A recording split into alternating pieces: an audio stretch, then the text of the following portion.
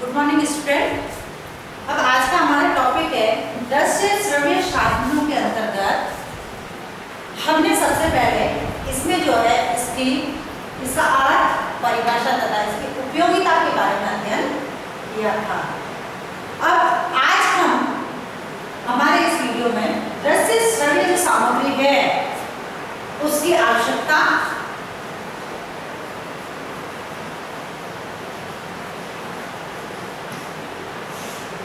तथा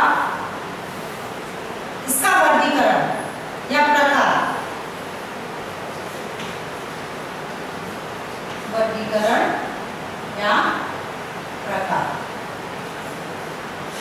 आज हम इसके बारे में अध्ययन करेंगे। सबसे पहले इसकी आवश्यकता समझ लेते हैं। यानी दृश्य श्रव्य जो साधन है, जो सामग्री है, उसकी शिक्षक तथा शिक्षार्थी के लिए क्या आवश्यकता है। सबसे पहले है यह जो दृश्य श्रव्य जो सामग्री है, यह अनुभव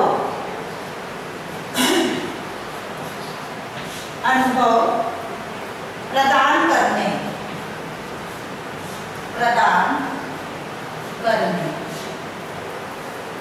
व उनकी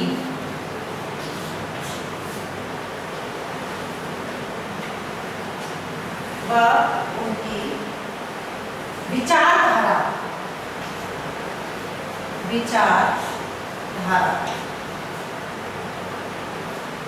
को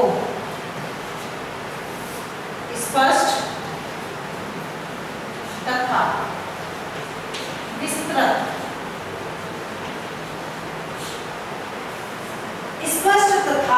विस्तृत करने में सहायक होती है। यानी दृश्य श्रव्य सामग्री जो है वह हमें अनुभव प्रदान करने व उनकी विचारधारा को स्पष्ट करने तथा विस्तृत करने में सहयोगी होती है या इसकी उपयोगिता होती है। यानी जो विचारधारा है, जो हमारा ज्ञान है, उसको स्पष्ट तथा विस्तृत किया जा सकता है दृश्य श्रव्य सामग्री के माध्यम से, क्योंकि इसके माध्यम से देखकर और सुनकर जितना हम ज्ञान ग्रहण करते हैं उतना पुस्तकों के माध्यम से नहीं कर सकते। उसके बाद है दूसरा है विषय के पूर्ण ज्ञान में सहायक। यानी दृश्य श्रव्य सामग्री की जो उपयोगिता है वह विषय के पूर्ण ज्ञान में सहायक होती है।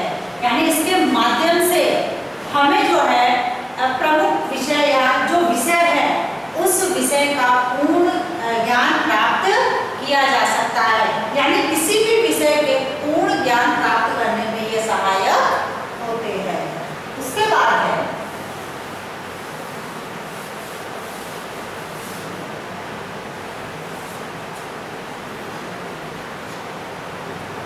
प्रचलित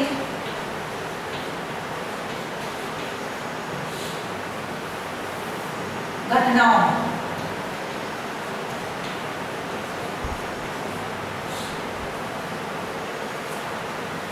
को समझाने में सहायक।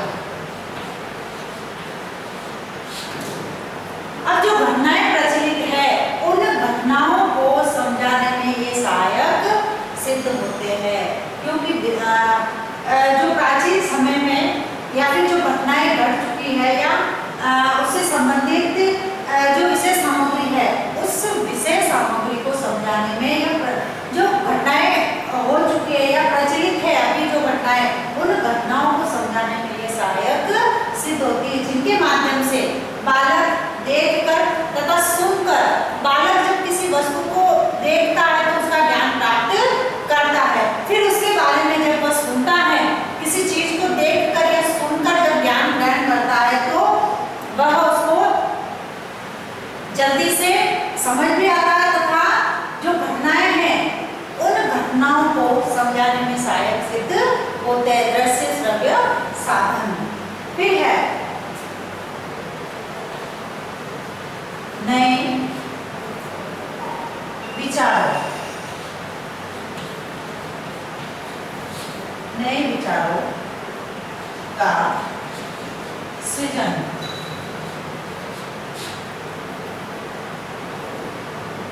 तथा बालकों में सक्रियता, यानी दृश्य श्रव्य साधनों के माध्यम से हम बालकों में नए विचारों का सृजन या निर्माण हो सकता है या कर सकते हैं तथा बालकों में जो है सक्रियता बनी रहती है। क्योंकि विभिन्न प्रकार की जब हम जैसे दृश्य सामग्री है तो दृश्य श्रव्य सामग्री में जैसे बालकों से चार्ट बनवा लिया, मॉडल बनवा लिए या विषय वस्तु से संबंधित किसी भी प्रकार की जब हम सामग्री का निर्माण करवाते हैं तो उसमें जो लोग क्रियाशील रहते हैं, सक्रिय रहते हैं, जिससे कि जब वह विभिन्न प्रकार के जो दृश्य सामग्री का निर्माण करते हैं, चार्ट मॉडल है इस प्रकार के, तो उनमें जो नए विचारों का निर्माण होता है और उसी के आधार पर उनमें सत्यता बनी रहती है। उसके बाद है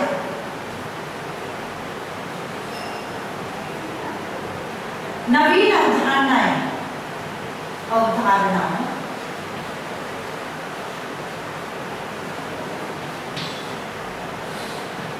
अवधारणाओं के विकास,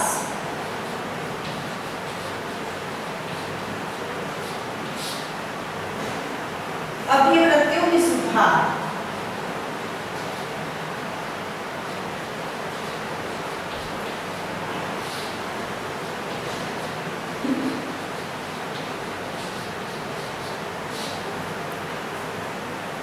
तथा रुचियों के विकास, रुचियों का विकास,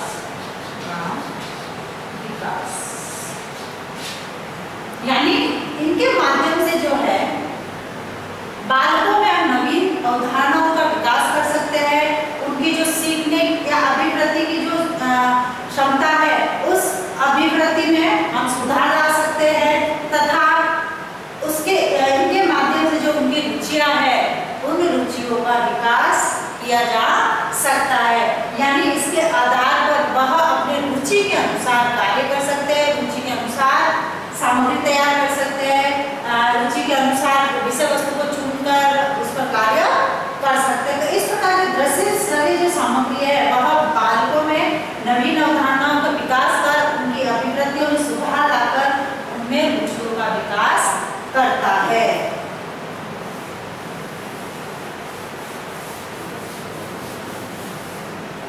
फिर है इसके माध्यम से बालकों में सामूहिक नियोजन,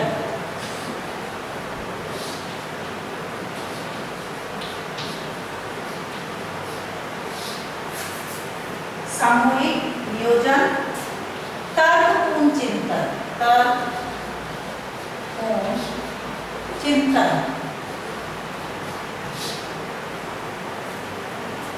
तथा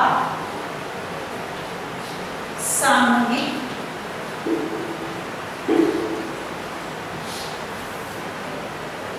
विचार विमर्श का आधार, यानी ये जो दृश्य श्रव्य जो सामग्री है वह बालकों में सामूहिक नियोजन की जो क्षमता है उसका विकास इसके माध्यम से किया जा सकता है। फिर उनमें तर्कपूर्ण चिंतन, यानी तर्कों के आधार पर उस सामग्री को देखकर तर्क के आधार पर चिंतन करते हैं तथा सामूहिक विचार, सामूहिक विचार विमर्श का आधार। और जो है बालक जो है सामूहिक रूप से विचार विमर्श कर विचार विमर्श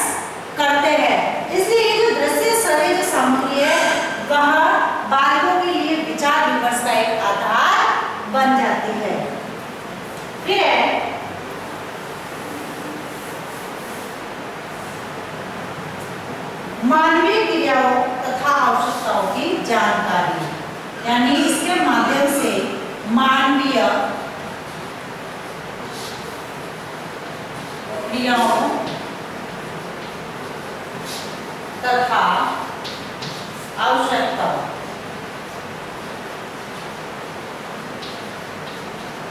मानवीय क्रियाओं तथा आवश्यकताओं की जानकारी जो है दृश्य श्रव्य साधन के माध्यम से मिलती है। उसके बाद है दृश्य श्रव्य साधन के माध्यम से, या इसकी यह आवश्यकता है कि मानवीय जो मूल्य है, मानवीय मूल्य, मानवीय मूल्य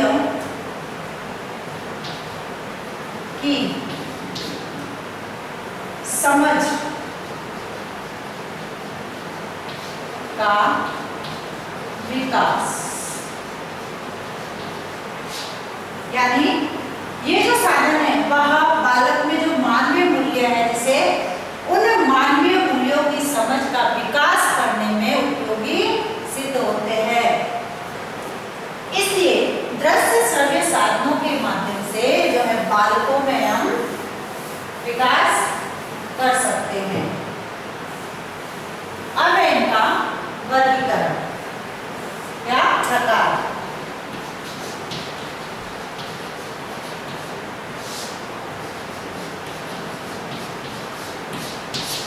अब ये दृश्य श्रव्य सामग्री है, इनको इनका यदि वर्गीकरण किया जाए तो 4 भागों में,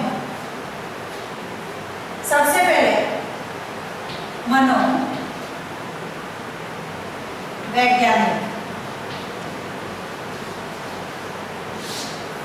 मनोवैज्ञानिक आधार पर, उसके बाद है तकनीकी, टेक्नोलॉजी, तकनीकी आधार पर,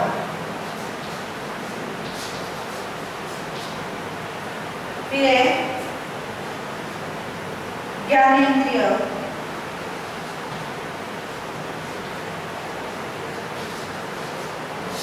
ज्ञानेंद्रिय आधार पर,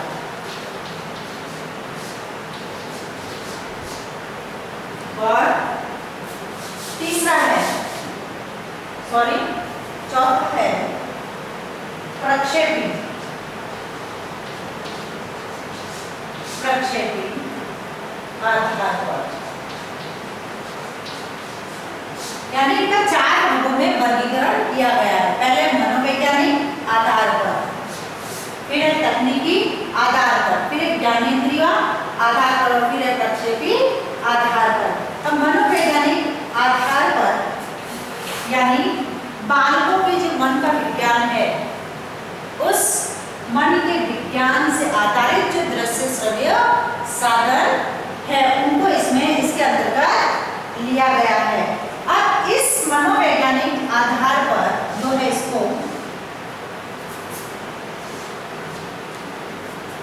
इसका वर्गीकरण 2 भागों में किया गया है। मनोवैज्ञानिक आधार को सबसे पहले परंपरागत सामग्री, जो प्राचीन समय से परंपरागत रूप से चली आ रही है, वो है परंपरागत सामग्री। उसके बाद है दृश्य श्रव्य साधन, दृश्य श्रव्य साधन। अब ये जो दृश्य श्रव्य साधन है, यह जिनको हम आंखों से देख सकते हैं तथा कानों द्वारा हमें सुनाई देते हैं, वो होते हैं दृश्य श्रव्य साधन। फिर इसका दूसरा जो वर्गीकरण है वह है तकनीकी आधार पर। तकनीकी आधार पर जैसे टेक्नोलॉजी के आधार पर जो साधन है वह इसके अंतर्गत आते हैं। फिर ज्ञानेंद्रिय, हमारी जो ज्ञानेंद्रिय है उसके आधार पर जो सामग्री आती है उसको इसके अंतर्गत शामिल किया गया। अब प्रक्षेपी आधार, प्रक्षेपी यानी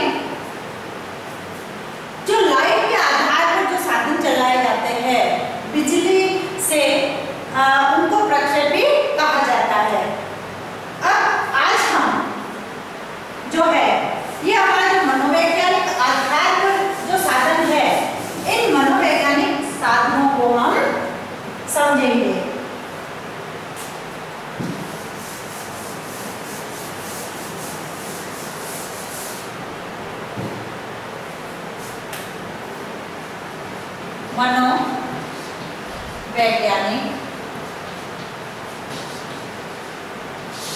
आधार। इसमें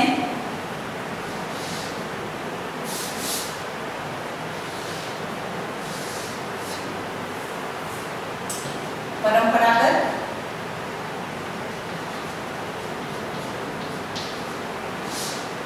तथा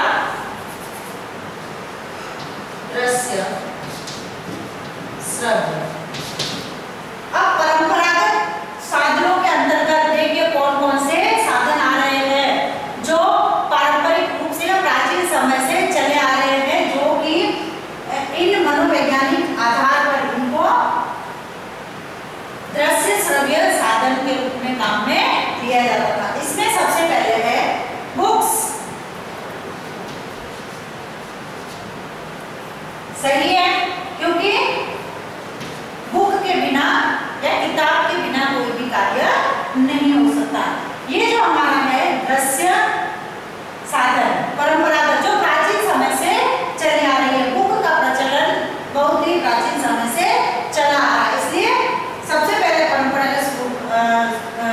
परंपरागत आधार पर सबसे पहले बुक, उसके बाद विभिन्न प्रकार की जो पत्र पत्रिकाएं होती है, पत्र पत्रिकाएं,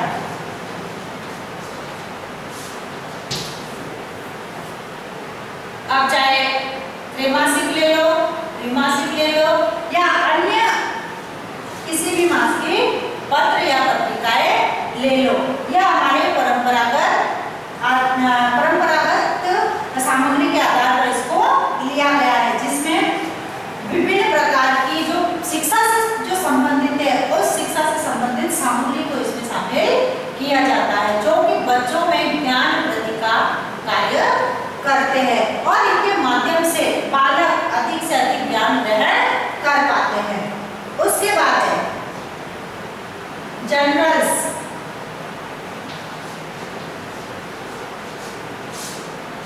जर्नल्स और फिर है ब्लैक बोर्ड। ब्लैक बोर्ड तो यानी ये जो हमारे परंपरागत स्रोत या परंपरागत आधार पर दृश्य श्रव्य सामग्री के अंतर्गत इसको शामिल किया गया है, जिसमें बुक है, पत्र पत्रिका है, जर्नल्स है, ब्लैक बोर्ड है। ये जो सारी परंपरागत जो सामग्री है यह परंपरा के अनुसार या प्राचीन समय से इनका प्रचलन है तथा चली आ रही है, और ये जो है बालकों में ज्ञान वृद्धि का कार्य करते हैं तथा बालकों में अधिक से अधिक ज्ञान की वृद्धि होती है इनके माध्यम से। उसके बाद है अब आता है हमारा दृश्य श्रव्य सामग्री। इसमें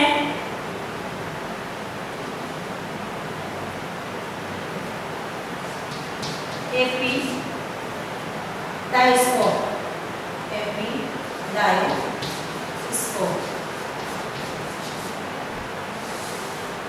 जिसमें चित्र दिखाए जाते हैं।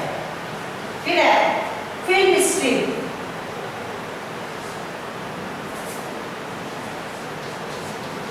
Film strip.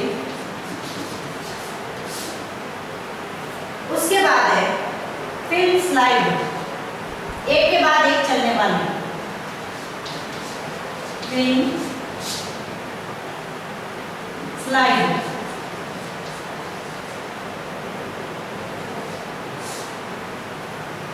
उसके बाद है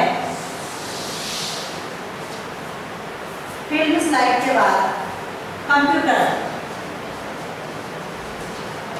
क्योंकि कंप्यूटर के माध्यम से भी देखकर उसको ज्ञान प्राप्त किया जाता है। फिल्म्स विभिन्न प्रकार की जो शिक्षा से संबंधित हो, फिल्म्स।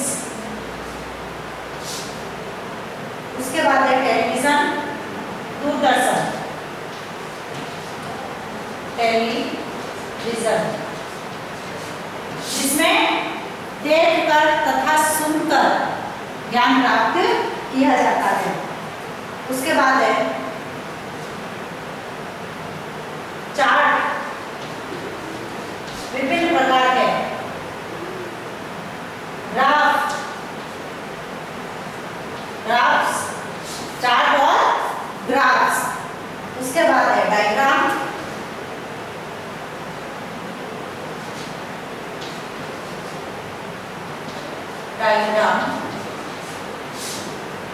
में आता है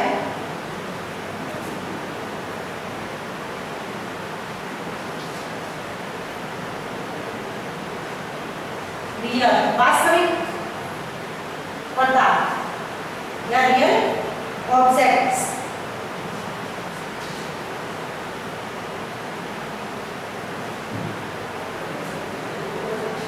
रियल ऑब्जेक्ट्स।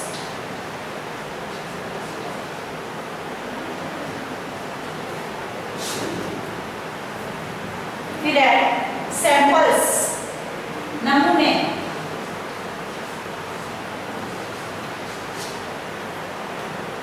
उसके बाद है विभिन्न प्रकार के जो मॉडल,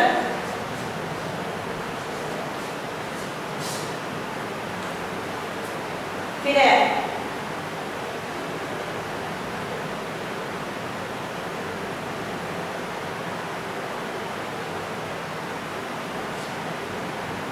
कर्टन,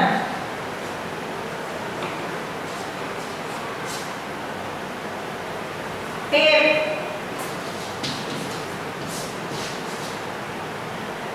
टेप रिकॉर्डर। ये जो सामग्री है यह दृश्य श्रव्य सामग्री के अंतर्गत इनको लिया गया है। Epidiascope, film strip, film slide, tape recorder, computer, films, television, दूरदर्शन, चार्ट या ग्राफ्स, विभिन्न प्रकार के डायग्राम, रियल ऑब्जेक्ट्स, नमूने, मॉडल और कर्टन। इन सामग्री को मनोवैज्ञानिक आधार पर दृश्य श्रव्य साधनों के अंतर्गत इनको सम्मिलित किया गया है।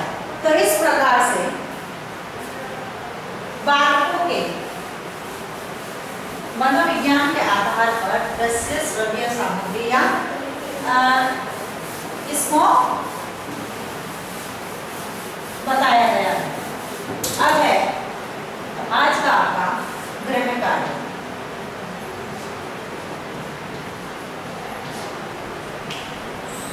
श्रव्य दृश्य सामग्री की आवश्यकता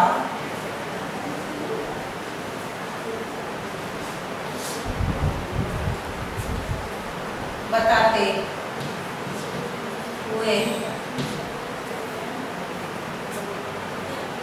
इनका इनके प्रकार बताइए।